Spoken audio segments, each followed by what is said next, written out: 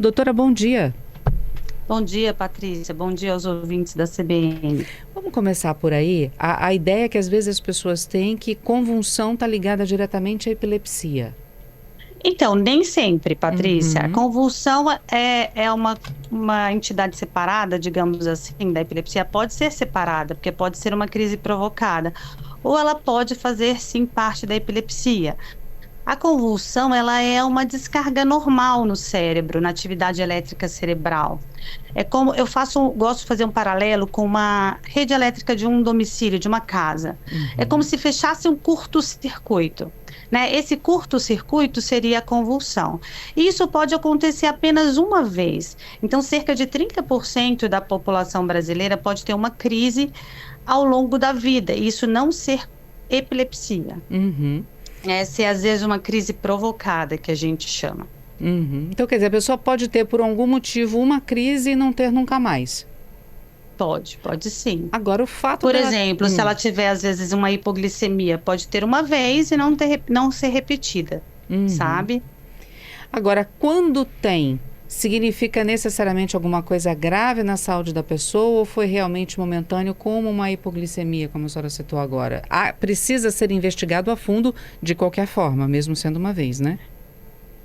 Sim, precisa, porque olha, quando a gente tem já um indivíduo que tem o diagnóstico de epilepsia, ou seja, que tem crises recorrentes, ou que tem crises que tem um motivo, alguma lesão estrutural que causa, um motivo que a gente já sabe, já foi investigada, uma crise de escape, ela pode ser comunicada apenas ao médico assistente, ao neurologista assistente. Nem todas as vezes essa pessoa precisa ser hospitalizada, porque ela já tem o diagnóstico.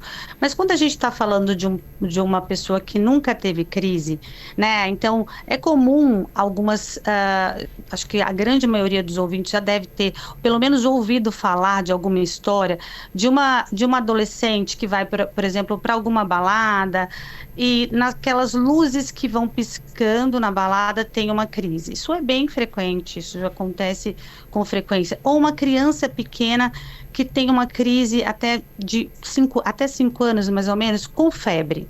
Essa que a gente chama crise febril na infância, que não é epilepsia.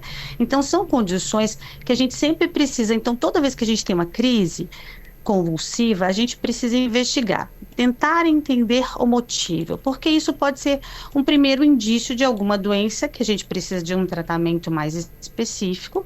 Outras vezes é indício de alguma anormalidade metabólica, por exemplo, a hipoglicemia, mas que a gente precisa corrigir para que isso não seja recorrente, Uhum. né? Porque normalmente a hipoglicemia pode acontecer num paciente diabético que tomou insulina e não comeu. E se isso recorrer, a crise pode trazer consequências graves, como um traumatismo craniano, enfim. Então, a gente precisa sempre investigar para ver se não tem alguma outra causa, seja necessariamente instituída um tratamento específico. E, e essa Uhum. investigação é sempre com o exame de imagem, com exames laboratoriais e o eletroencefalograma, que é mandatório, e a gente vai acompanhar, né? Dependendo do que for a causa, a gente acompanha para ver se isso vai ser recorrente e vai fechar o diagnóstico de epilepsia às vezes mais para frente, se os exames forem todos normais inicialmente, ou se esse paciente realmente vai ter já o diagnóstico, a gente já vai ter que entrar com algum tratamento específico. Uma das perguntas que eu ia fazer para a senhora já respondeu. Qualquer idade uma pessoa de qualquer idade pode ter uma crise, uma convulsão? Qualquer idade, Patrícia, desde recém-nascidos, logo Olha, após o nascimento, isso a gente tem pacientes tão dessa faixa novinho. etária, sim, até o último dia de vida. E a gente é interessante também a sua pergunta, porque a gente é uma doença bimodal que a gente chama, ou seja, a gente tem dois picos de incidência de faixa etária mais frequentes, que é a primeira infância, nessa frequência aí até os 5 anos de idade, a primeira infância tem muita crise, e depois dos 60 anos de idade também. Então, na criança, a gente tem bastante, e depois dos 60 também temos bastante, porque às vezes as pessoas acham que isso para começar as crises, sabe? Não é Uhum. uma pessoa que já tem diagnóstico. Então, a pessoa fala, puxa, eu tenho, sei lá, 65 anos e eu nunca tive uma crise, agora eu tô tendo a primeira. isso é impossível, não é. É até comum de acontecer após os 60, mas as causas São que, diferentes. né, os provocadores são totalmente diferentes, justamente. Na criança pode ser uma febre, pode ser a questão das luzes, e nos idosos os motivos seriam quais? Então, na criança, é mais comum até os problemas de parto, tá? Hum, Nesses pequenininhos, às vezes, uma encefalopatia por falta de oxigênio, ou alguma doença, alguma epilepsia genética, né? Uma epilepsia generalizada, ou uma encefalopatia epiléptica, que a gente chama como, por exemplo, a síndrome de West. E nos idosos é mais comum as causas secundárias, por exemplo, um AVC, um tumor cerebral, então um hum, AVC isquêmico hemorrágico que podem causar crise. Então, um quadro demencial, uma síndrome demencial como Alzheimer, também pode causar crise. Então, é mais comum as doenças neurodegenerativas ou neurológicas agudas, como as doenças cerebrovasculares. uhum. Agora, doutora, no caso do Henri Castelli, ele fez um esforço extremo, era uma prova do líder, onde a gente sabe que o corpo é testado nos limites, né? E aí ele teve uma primeira crise, melhorou e depois, horas depois, poucas horas depois, teve outra a ponto de ser retirado do programa. Cansaços Uhum. extremos, atletas de repente podem ter esse tipo de convulsão também? Olha, é difícil falar assim, eu não sei a fundo, né? A gente não Uhum, sabe a fundo, não conhece a fundo o histórico de saúde desse participante, mas só isso por si só é muito difícil. É só uhum, um esforço extremo num paciente totalmente sem nenhuma comorbidade, que a gente chama rígido, totalmente saudável, sem nenhuma predisposição individual, é muito difícil. Porque outras pessoas chegam em esforços muito maiores e não tem crises. Ou pode ser que ele tenha uma predisposição individual, o que é comum, ou que ele já tivesse algum problema e isso foi um gatilho, né? O que acontece, Patrícia, é que às vezes esses esforços, principalmente a privação de sono, o jejum prolongado, às vezes que pode ser hipoglicemia, né? Mas principalmente a privação de sono, para quem já tem um diagnóstico, para quem já tem alguma predisposição individual, pode ser um gatilho importante. Né? Então, isso, nesse caso, entra como se fosse realmente um precipitador das crises, um facilitador. Então, para uma uhum. pessoa que já tem uma predisposição. Então, sim, eu acho que esse contexto da prova que ele estava tenha exercido realmente uma influência importante para ele ter tido as crises. Uhum. E o que pode, ele teve duas crises, uma seguida da outra, a ponto de ser retirado do programa. Isso chamou muito a atenção e acabou provocando na população, nos telespectadores, a dúvida de que ele teria alguma doença que ele não sabia ou que teria sido descoberta por conta dessas crises convulsivas. É possível isso, né, doutora? Ter uma crise e nessa avaliação a fundo, nessa investigação, descobrir algum problema? Sim, é possível que as pessoas descubram que elas têm alguma doença, né, que provoquem crises nessa primeira crise, por exemplo. Eu não sei se foi a primeira dele, a Uhum. gente não sabe, né? Mas assim, imagino que talvez tenha sido. Mas, por exemplo, um exemplo prático também. Pessoas que sofrem traumas cranianos múltiplos, atletas, inclusive, boxeadores, por exemplo, que podem Uhum. tanto causar doenças como demência, né, como o parkinsonismo, a gente já viu o Maguila, como ele ficou depois de vários traumas pelo próprio esporte, pode causar epilepsia.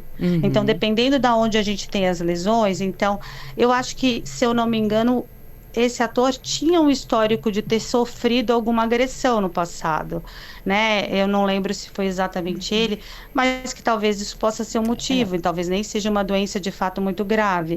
é, Então, o que eu quero dizer é que às vezes isso não é uma provocação por uma lesão cerebral, mas não necessariamente grave. uhum. Doutora, pergunta dos nossos ouvintes. A Carmen de Vila Velha, uma pessoa que já teve um AVC hemorrágico, pode vir até uma convulsão? Pode sim. Uhum. O Jailson conosco, o que encabeça uma epilepsia? Como é que se pega, adquire, né? Quem tem epilepsia, como isso é desenvolvido e se tem como prevenir a epilepsia ou uma crise convulsiva? Olha, já eu sou uma pergunta muito importante, porque me abre uma brecha de falar.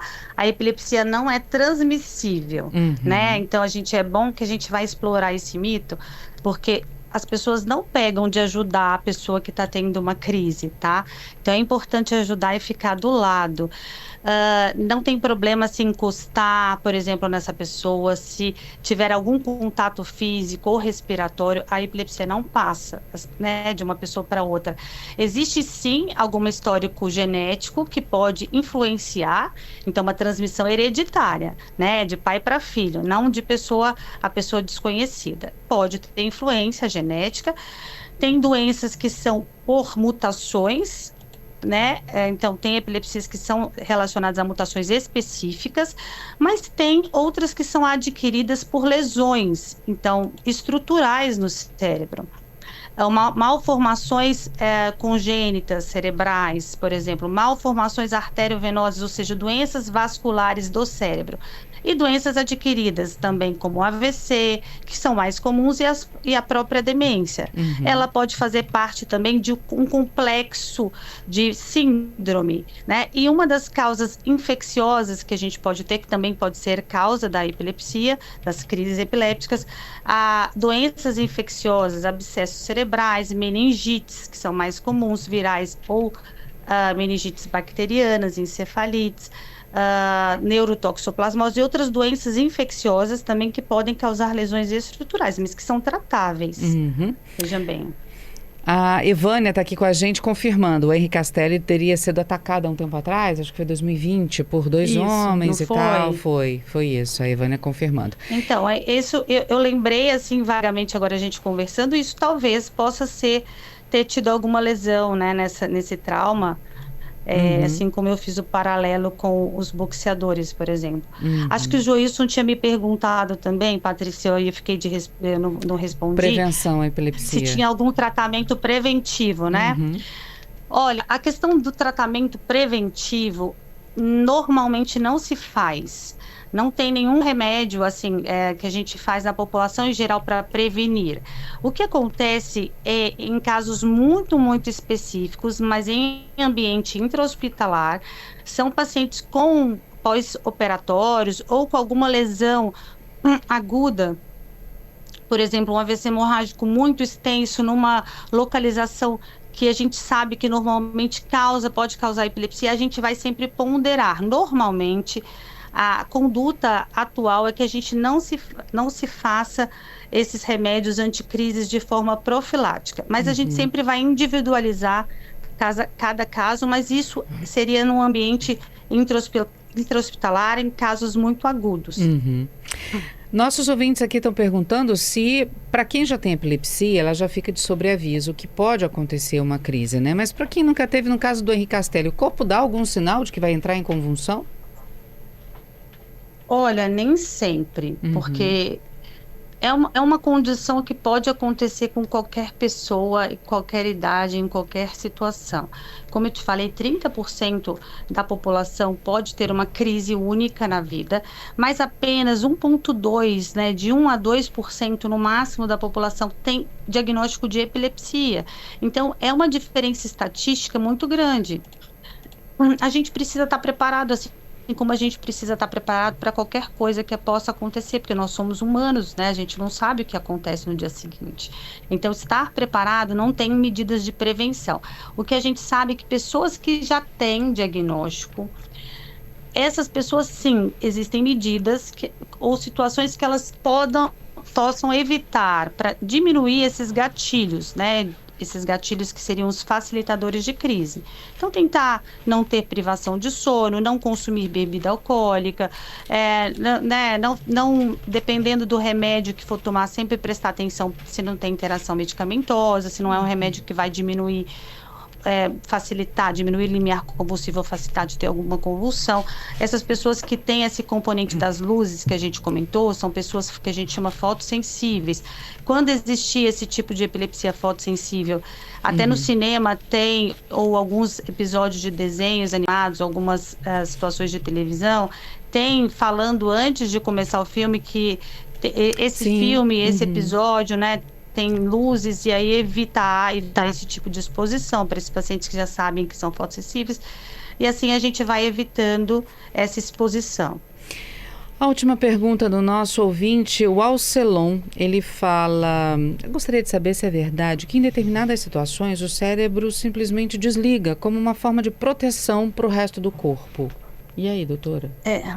Então, olha, essa pergunta, né, que ele diz assim, se o cérebro poderia se desligar, se a crise poderia, né, causar esse desligamento do cérebro para proteger alguma parte do corpo, não é muito a epilepsia, porque a epilepsia é um evento ou a crise, né, convulsiva, a convulsão é um evento que é súbito e despreparado. Então, a questão emocional, ela de alguma forma pode ser um gatilho, mas nesses pacientes, nesses indivíduos que têm epilepsia, já crises recorrentes, mas não, normalmente esse desligamento, esse curto-circuito do cérebro não acontece para preservar alguma parte do corpo, né? Quando ele me pergunta isso, então na epilepsia isso não é possível. Me remete aí ao pensamento de se isso não seriam crises funcionais, que é um diagnóstico diferencial das crises epilépticas, e as crises funcionais, antigamente a gente chamava de crises não epilépticas de origem psicogênicas. Então, são crises, vamos colocar assim, emocionais, que tem esse fundo emocional, que de alguma forma o paciente desliga, que aí nesse caso talvez pudesse proteger alguma parte, né, desse corpo que está pedindo socorro, se a gente fosse colocar assim, numa visão integral desse indivíduo. Aí teríamos que individualizar e observar qual esse tipo de crise de fato seria. Um ouvinte pediu para não ser identificado, a doutora perguntou se doenças sexualmente transmissíveis podem causar convulsões. Então, por exemplo, o HIV, que é uma doença sexualmente transmissível, ele pode, quando ele está no formato de SIDA, né, que é a Síndrome da Imunodeficiência Adquirida, que é a AIDS, a doença mesmo, e o paciente está com a imunidade baixa, ele pode ficar mais vulnerável, propício a outras infecções cerebrais. Nesse caso, então não é só o HIV em si, né, a SIDA em si, mas propicia-se uma infecção, por exemplo, a neurotoxoplasmose, que é uma lesão intracerebral do toxoplasma, né? Na verdade, então é uma doença infecciosa que pode causar a convulsão. Então, nesse caso, é por uma doença oportunista dentro da SIDA. Outras doenças, por exemplo, sexualmente transmissíveis, não são comuns.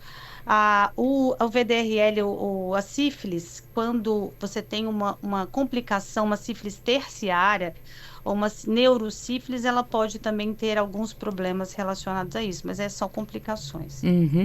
Tem duas perguntas a respeito da epilepsia, doutora. Uma delas é a do Jailson. Jailson volta conosco perguntando se o estado emocional da pessoa interfere nesses casos de epilepsia, ou seja, uma crise nervosa, uma tensão, um estresse pode provocar uma convulsão numa pessoa que já é epilética? Pode ser um gatilho. Isso aí, vários estudos foram tentados ser feitos nesse sentido aí, de pesquisar essa influência, mas a gente vê muito isso na prática, inclusive, Patrícia, que o estado emocional não é só o estado de tensão, por exemplo, de estresse emocional, mas também euforia. Se for uma coisa que esse paciente quer muito, que essa pessoa está esperando muito, como se fosse uma ansiedade, também pode funcionar como gatilho para algumas pessoas. A outra pergunta aqui é do Fernando. No caso de epilepsia, há cirurgia ou é apenas tratamento? Ele até cita aqui alguns filmes, né, que ele já viu que tiraram um pedaço do cérebro e tal, que poderia causar os tremores. Então, em alguns casos, sim. A cirurgia ela é indicada para pacientes refratários ao tratamento, ou seja, que não respondem ao tratamento medicamentoso. E, além disso, não é só isso, né? Além de não responder ao tratamento medicamentoso, esses pacientes precisam ter o local específico que causa aquela aquele curto-circuito, ele precisa ser identificado. Então, ele ter alteração específica naquele lugar, porque imagina, se eu vou tirar um pedaço, eu tenho que saber onde eu vou tirar. Se eu não tenho um lugar específico, eu não vou melhorar esse paciente. Então, eu tenho que saber que vem realmente daquele foco, e aquele foco, se for retirado, eu tenho uma chance desse paciente ficar sem crise. Então, é uma investigação complexa, e é para alguns pacientes, mas sim, existe sim cirurgia para epilepsia. Doutora, não param de chegar perguntas para a senhora. Pode ficar à vontade. O Renan está aqui me perguntando, e a cisticercose pode causar convulsão? Cisticercose é provocada pela tênia, não é isso? Pode parar no cérebro? É aquela doença do bicho de porco que eles falam, assim, vulgarmente falando. Então, a neurocisticercose, né, pode sim ter lesões calcificadas, e dependendo das lesões, até as lesões mais agudas que não são calcificadas ainda, elas podem, dependendo do local, causar sim crises epilépticas, né, crises convulsivas e epilepsia. Aí é tratável mesmo, a gente faz o acompanhamento e o tratamento. Normalmente são crises de fácil controle, não são crises difíceis de controlar. O Gabriel está aqui, a gente falando de convulsão, ele pergunta, e aqueles tremores que às vezes a gente sente nos olhos, nas pálpebras, em alguns músculos da perna, dos braços, são movimentos às vezes involuntários até da perna. É necessária uma investigação médica? Tem algum tipo de ligação com uma convulsão futura? Então, não, isso não tem ligação com, é outro tipo de coisa, né? Então, assim, por exemplo, esses tremores na pálpebra, a gente tem vários memes na internet, né? E fala assim, eu consegui vencer o dia a custas de muito olho tremendo, pálpebra tremendo. São contrações musculares breves de um segmento muito pequeno, que a gente chama mioquimia. Né? Nesse caso, quando são músculos grandes, a gente chama fasciculações. Isso, a mioquimia, que é essa da pálpebra, mioquimia palpebral, é comum num paciente que já tá, pessoa que está cansada, por isso que tem esses memes, que ficou acordada muitas horas, que está ali em vigília há muito tempo, fazendo uma coisa assim, que precisa de muita concentração. Então, é comum de acontecer isso, não precisa de investigação. Se essas fasciculações dos músculos maiores, pernas e braços, são recorrentes, e vem junto, às vezes, com uma atrofia, que vamos colocar um emagrecimento do músculo naquela topografia, precisa ser investigado. Aí é importante ser investigado, porque isso pode fazer parte de um complexo diferente, de outro tipo de doença, e a gente precisa olhar. A Carmen está de volta conosco, perguntando se as convulsões acometem mais homens ou mulheres. Olha, eu não tenho esse dado específico, mas que eu me lembre mais ou menos a mesma faixa de frequência. Existe um tipo, por exemplo, de convulsão, que é um tipo de epilepsia, que é mais comum em mulher, que é a epilepsia mioclônica juvenil, por exemplo. Esse é um tipo específico, mas de uma forma geral, acredito que sejam ambos os sexos igualmente. A gente tem aqui a participação do Áureo conosco, dizendo: bom dia, doutora, eu sou epilético emocional, minhas crises aos 55 anos. Parei no hospital já, fiquei 5 dias internado por causa disso. Então, pode ser que ele já tenha epilepsia e que essas condições emocionais, como a gente comentou, possa ser o gatilho da descompensação, né, das crises, do aparecimento dessas crises para ele. E existe Isso é muito comum, é muito frequente. Existe essa denominação epilético emocional, epilético alguma coisa? Não existe. É mais porque não existe essa denominação, mas deve ser o jeito que é porque o gatilho dele é a emoção, né? Ele. Então, provavelmente ele já tem a epilepsia e o gatilho talvez seja essa questão emocional. Hoje, na verdade, a gente nem costuma mais chamar epiléptico, sabe? Justamente para a gente não ter o estigma da epilepsia que a gente não precisa ter, né? Que esses pacientes todos podem ter as crises controladas e ter uma vida totalmente plena. Então, a gente costuma falar pacientes com epilepsia mesmo que sejam emocionais ou que sejam com outras etiologias, para tirar essa carga, né? Esse peso do estigma da doença. Mas, para a gente encerrar também, doutora, é bom manter um aviso de que a pessoa tem esse tipo de crise, né? Eu vejo muitas vezes as pessoas com pulseirinhas, até tatuadas, falando que tem crises, né? Isso, olha, é muito importante, Patrícia, se você me permite, existe uma Claro. associação capixaba dos pacientes com epilepsia. Essa associação tem Instagram, então os pacientes podem olhar a ABES, né, que é suas pacientes, é a Associação Brasileira, mais a do Espírito Santo. Eles têm informações para as famílias, informações para os pacientes. Existe um projeto de colocar uma carteirinha para esses pacientes com as informações médicas de alergias e de remédios que usam, quem é o médico responsável, né? O que fazer no momento de crise, que é muito importante, que é uma outra questão que a gente viu no programa, que eles não tinham consciência do que eles fariam ali, e aí na hora da emergência, às vezes a gente fica muito desesperado e não consegue agir com a calma que a gente precisa. Então, a gente vai dando orientação. É uma associação de pacientes, então a gente tem profissionais de saúde que auxiliam vários profissionais de saúde, e isso é para trazer informação para esses pacientes de qualidade. Mesmo os Uhum. pacientes que não têm pulseira, que não têm carteirinha, a gente orienta, que tem diagnóstico de epilepsia, a fazer um papel de computador mesmo, ou a próprio punho, escrevendo que Uhum. tem diagnóstico de epilepsia, quais as medicações que usam, se tem alergia ou algum evento adverso com alguma medicação e não pode ser feita essa medicação, e andar com esse papel na carteira. Alguns celulares eles dispõem hoje de uma ficha de emergência na tela, que Uhum. esses pacientes que se tiverem celulares que têm ficha de emergência, eu também sempre oriento a preencher, porque facilita na hora dessas pessoas serem levadas a um hospital. É, e aí, se a gente tiver tempo, que aí eu não sei se a gente tem tempo aí, eu posso falar sobre o que fazer, se a gente tiver, e É, quando chamar o serviço de emergência. nós vamos conversar já já com o SAMU sobre isso, doutora. Então tá Nós ótimo. vamos conversar já já com o Tiago a respeito disso. Tiago Bissoli, que é o coordenador do SAMU, exatamente para orientar o nosso ouvinte sobre o que fazer quando tiver uma crise epilética ou encontrar uma pessoa, né, com crise de epilepsia. Doutora Mariana, obrigada, viu, por conversar conosco aqui na CBN. Por nada, um abraço, fico à disposição.